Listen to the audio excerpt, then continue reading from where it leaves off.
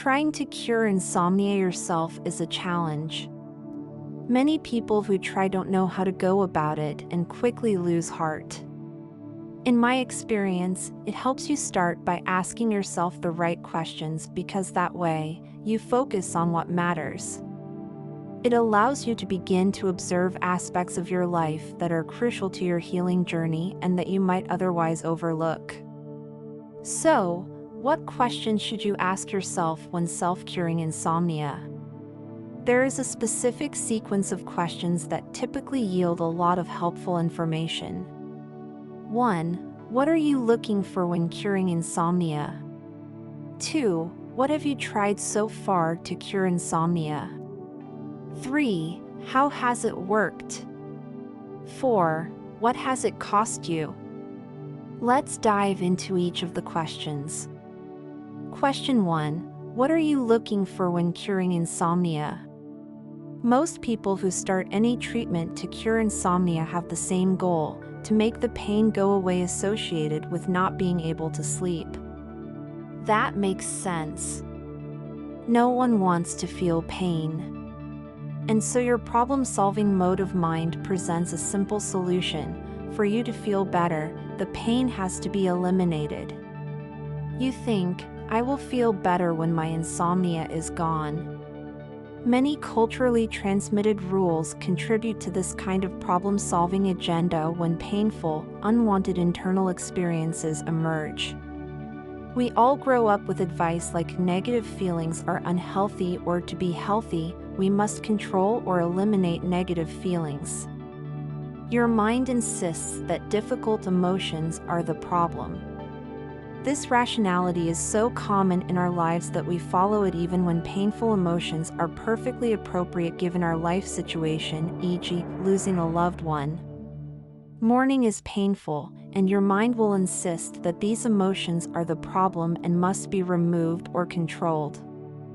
However, the truth is that following this kind of avoidance strategy, in most cases, makes the problem worse. The desperate attempt to stop insomnia amplifies the things that often caused it in the first place. It makes the difficult emotions more intense, the memories more intrusive, the disturbing thoughts more dominant, and the unpleasant physical sensations more insistent. But if clinging to the attempt to get rid of insomnia is not working, then how to approach self-curing insomnia? The answer is, begin with the end in mind. Why you need to begin with the end in mind? If I take a guess and answer the question of what the outcome of a successful insomnia cure will be for you, then it's probably getting back the energy to do all the things you like to do. In other words, you feel that insomnia is the reason why you can't do the activities you like to do, citing lack of energy or motivation as the cause of not doing the things you want to do. Thus, your goal is to control your sleep or eliminate your sleeplessness, which then would allow you to return to your normal routine.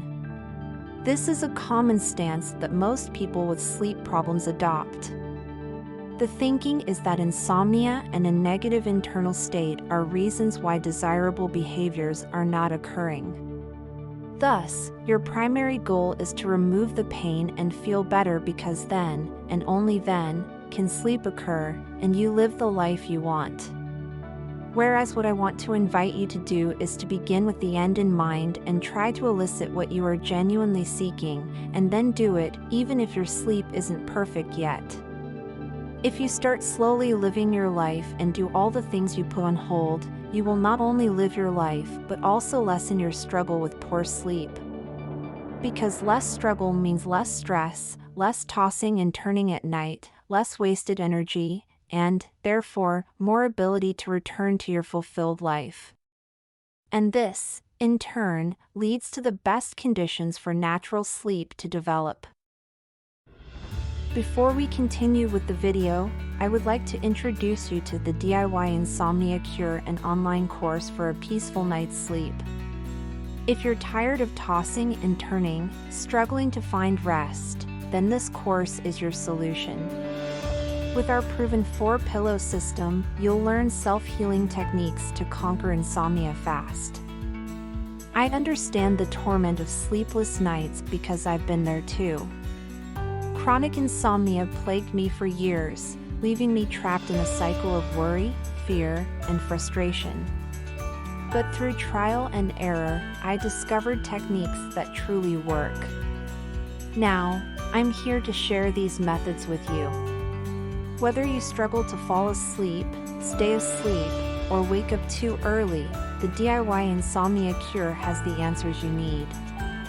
It is a clear, easy to implement, 100% drug-free program for you to return to natural, restful sleep. Don't let insomnia control your life any longer. Click the link in the video description below to take action today.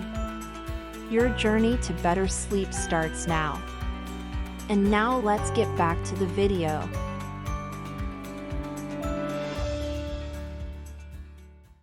Question 2. What have you tried? The next question is about exploring the strategies you've used so far to cure insomnia. Essentially, the question is, if you want to improve your sleep, what have you tried to accomplish this outcome? It might sound easy to answer this question, but what's essential is that you stay non-judgmental and accept every strategy you come up with and avoid suggesting other strategies that you might find useful. Instead, try to take a stance of curiosity and interest towards your own experience, rather than being judgmental and giving yourself advice.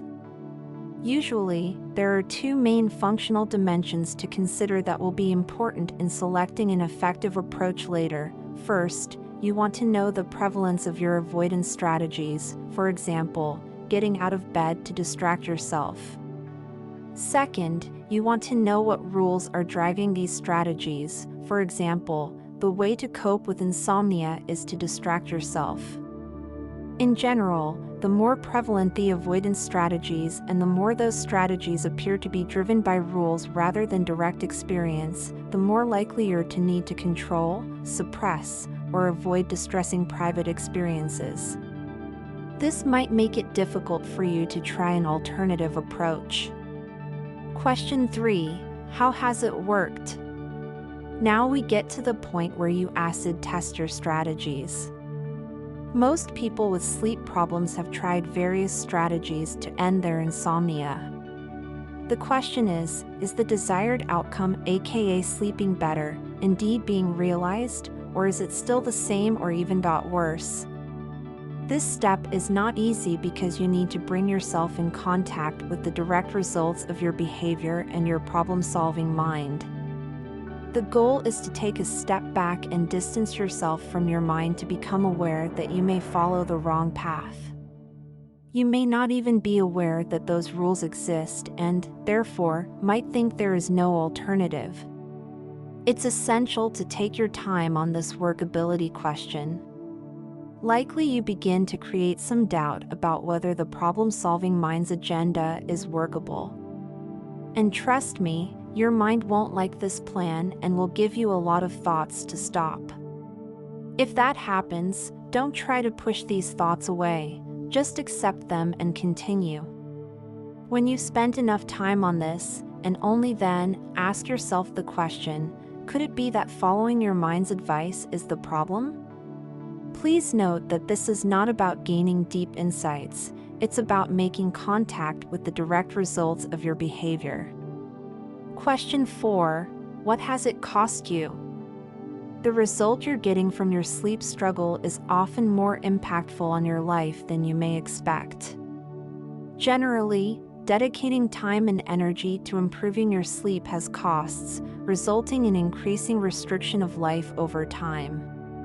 This is because your attempt to improve your sleep is also an attempt to gain control over unwanted, distressing private content, resulting in sacrificing valued life activities. However, remember, avoidance creates avoidance. The more you avoid things, the more you get into the habit of avoiding things. The goal is to get yourself in contact with the cost of your helpful coping and controlling strategies to create the necessary motivation for change. The point is that the cost of avoidance isn't always obvious to us. When we're in the middle of a highly avoidant pattern of living, we lose sight of how much our current way of living deviates from our values and the possibilities for life. The truth is that your quest to gain control of painful stuff is causing your sleep struggle. The more energy you put into trying to stop your insomnia, the more dominating it becomes. So, the goal of this self-questioning is to bring you back into contact with the emotional costs of avoidance, including collateral damage, as the costs themselves begin to produce additional negative stuff that is also avoided. However, it is not about rubbing your nose in the consequences of avoidance. It's about helping you develop a healthy motivation to try something new, approaching your insomnia self-cure by accepting how things are right now without trying to get rid of sleeplessness. It's this accepting stance that will end your struggle and ultimately bring you back on the path to restful sleep.